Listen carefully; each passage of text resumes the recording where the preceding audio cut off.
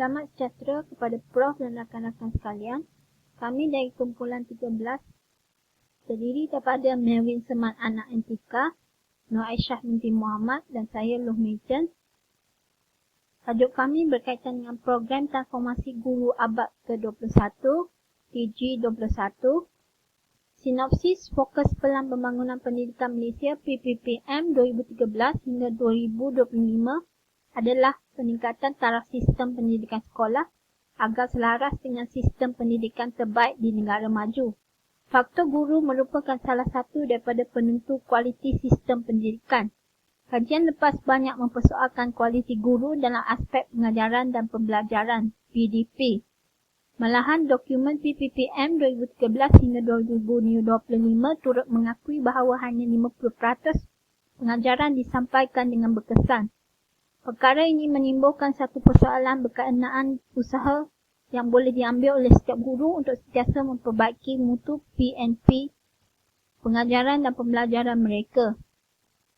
Oleh itu, satu program yang diberi nama Program Transformasi Guru Abad 21 TG21 telah dihasilkan bagi membantu menyelesaikan isu tersebut.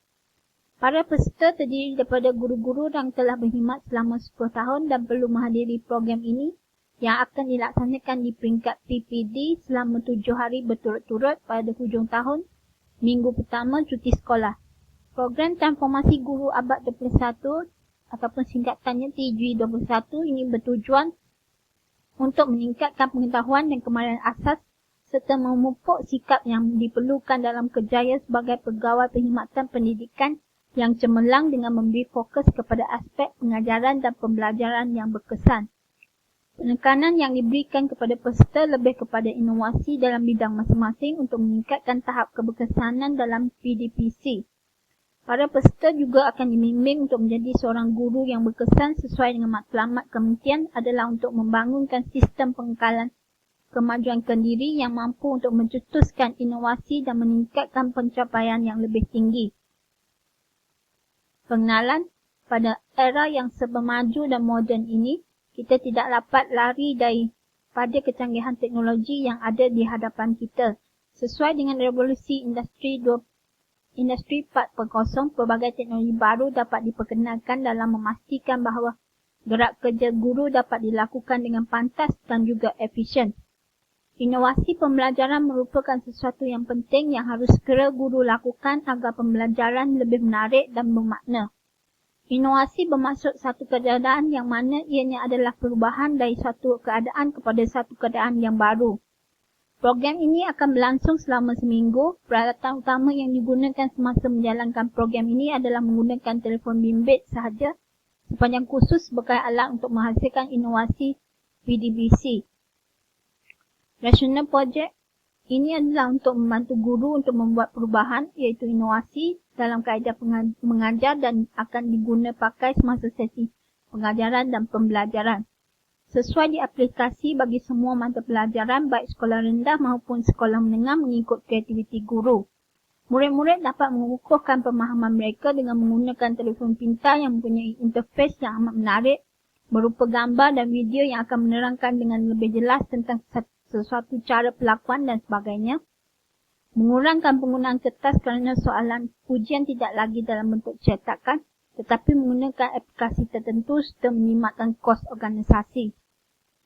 Visi guru berinovasi penyampaian berkualiti, misi memastikan guru berinovasi dan penyampaian berkualiti serta melahirkan murid berimpak tinggi.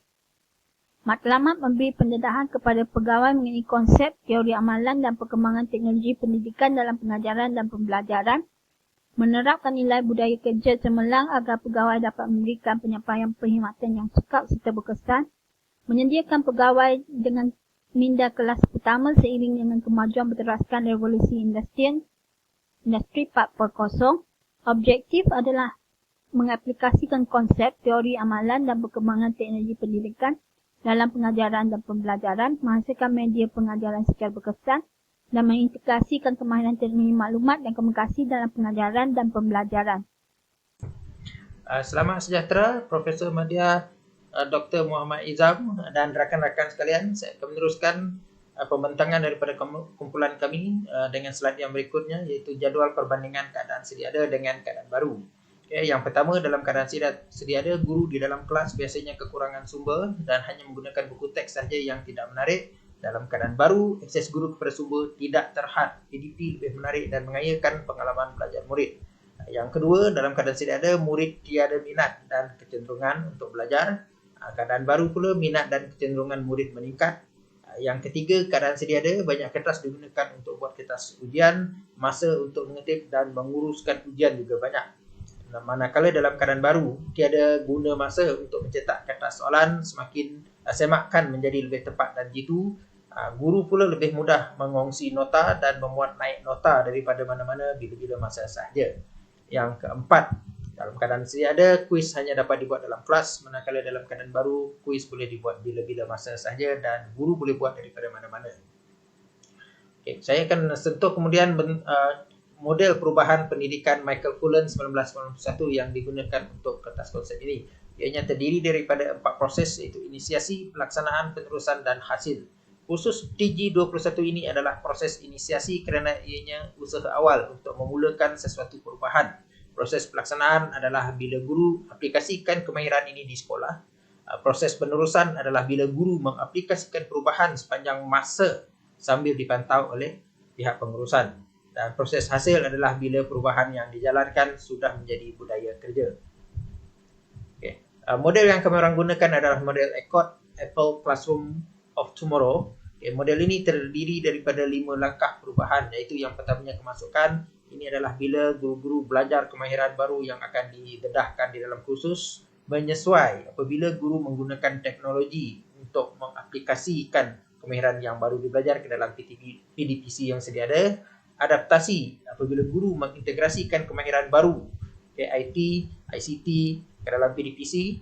Yang keempat, langkah penggunaan, apabila guru itu akan membangunkan kaedah baru untuk mempergunakan IT untuk kemahiran yang dia belajar baru itu. Dan yang kelima, mereka cipta. Ini adalah apabila guru meneroka kegunaan baru IT untuk menggunakan kemahiran-kemahiran yang dia belajar.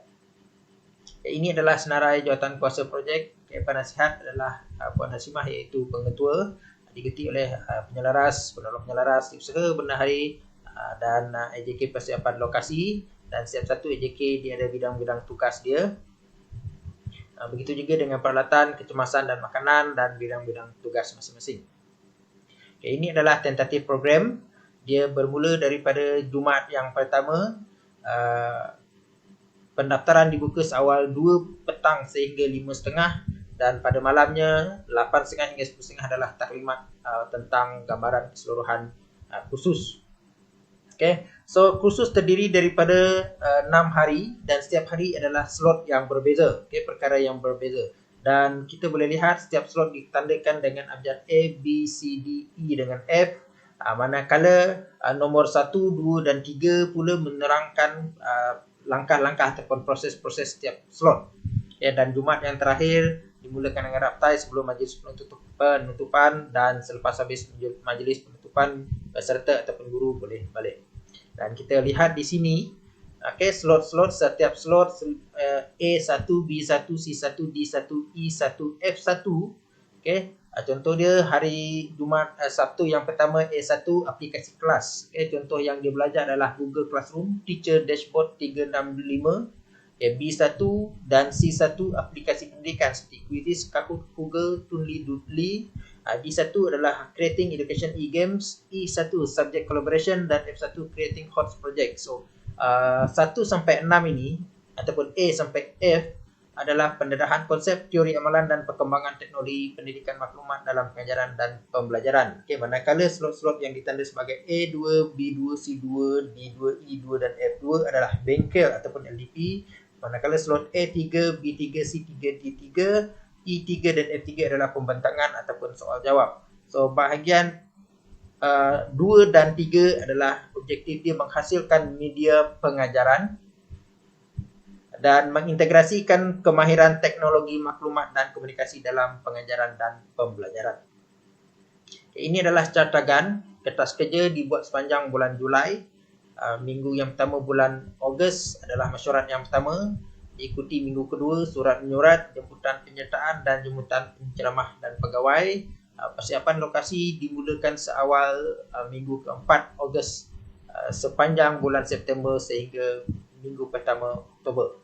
Okay, dan proses awal perancangan ini, kursus ini kemudiannya dinilai dalam mesyuarat yang kedua pada bulan September, minggu kedua, dan bila tarikh tutupnya juga adalah minggu keempat September, maka mesyuarat akhir dilaksanakan. Dan kursus itu sendiri dilaksanakan pada minggu kedua bulan Oktober dan seminggu selepas itu adalah postmortem. Ya, ini adalah anggaran bajet pendapatan dan perbelanjaan. Pendapatan kita perolehi daripada kutipan daripada setiap guru, 50 orang guru, anggaran kali RM60. Okay. Untuk iuran sebanyak 3,000, sumbangan PIBG 2,000, sumbangan pihak luar 1,000, so jumlah anggaran pendapatan 6,000 dan perbelanjaan dia lebih pada makan minum sepanjang program. Okay, 6 hari dan setengah hari untuk 2 Jumaat, okay, berjumlah 4,500 dan bahan-bahan khusus adalah 1,500. Okay, sekian saja daripada saya teruskan dengan kumpulan yang lain. Assalamualaikum warahmatullahi wabarakatuh dan salam sejahtera.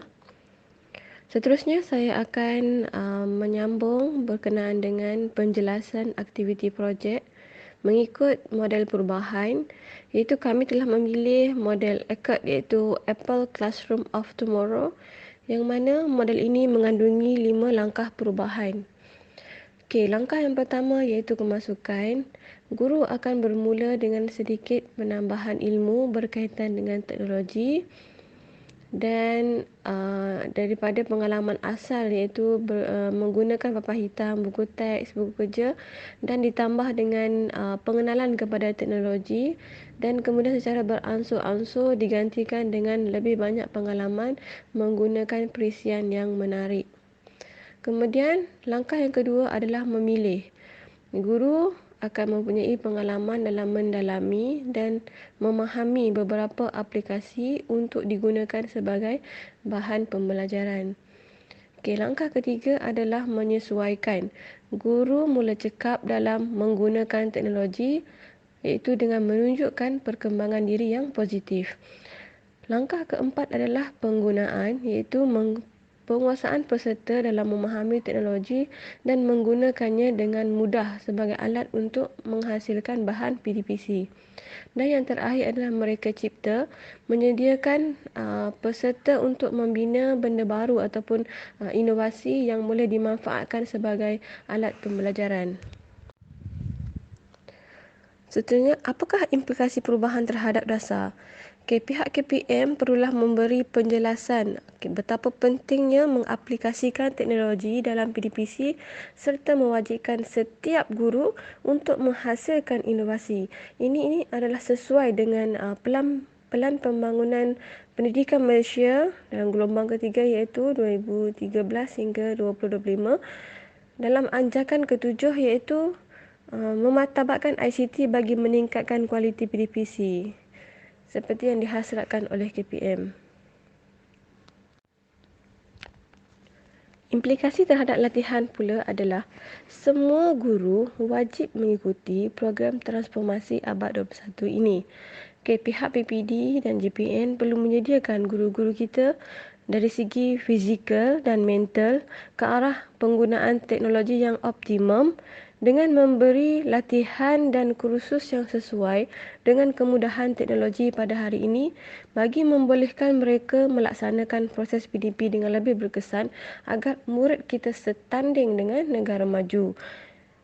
Seterusnya, guru-guru perlu didedahkan dengan pelbagai kaedah ataupun teknik dan strategi pengajaran menggunakan teknologi untuk meningkatkan pengetahuan dan kemahiran dalam pengajaran.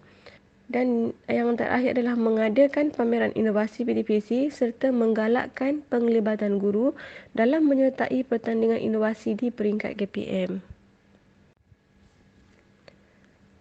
Implikasi perubahan terhadap organisasi pula ialah pihak pentadbir sekolah perlu memberi sokongan dan galakan dalam membudayakan amalan inovasi di sekolah. Yang kedua, memastikan guru-guru mahir dengan menggunakan teknologi semasa PDPC dijalankan dengan mengadakan in-house training.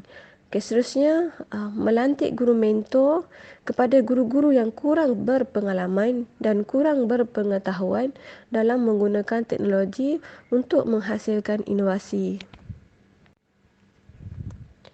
Apa yang boleh saya simpulkan di sini ialah program transformasi abad ke-21 ataupun TG21 akan lebih berjaya sekiranya semua pihak bergabung tenaga untuk melaksanakannya dengan bersungguh-sungguh. Sekiranya guru mendapat pendedahan atau latihan yang berkualiti, tidak mustahil hasilnya murid-murid akan seronok untuk belajar dan mendapat pemahaman yang lebih jelas tanpa merasa bosan dengan kaedah guru mengajar tersebut. Latihan guru yang mencukupi akan mempengaruhi pengetahuan guru dan menambah baik amalan berinovasi serta dapat meningkatkan kemahiran penggunaan teknologi. Apabila guru telah bersedia untuk berubah, proses PDPC akan lebih mudah dan seronok untuk dilaksanakan. Ini boleh mengurangkan kes ponteng sekolah. Selain itu, pengaruh pihak berautoriti seperti pihak pentadbir, pihak PPD, KPM juga mempengaruhi keberkesanan program ini. Sehubungan dengan itu, guru yang menghadiri program ini akan lebih kreatif dalam menyampaikan isi pelajaran serta mewujudkan pengalaman pembelajaran yang lebih baik kepada murid-murid. Secara tidak langsung, proses pembinaan modal insan yang holistik ataupun kemenjadian murid dapat diteruskan sejajar dengan saranan Kementerian Pendidikan Malaysia. Sekian, terima kasih.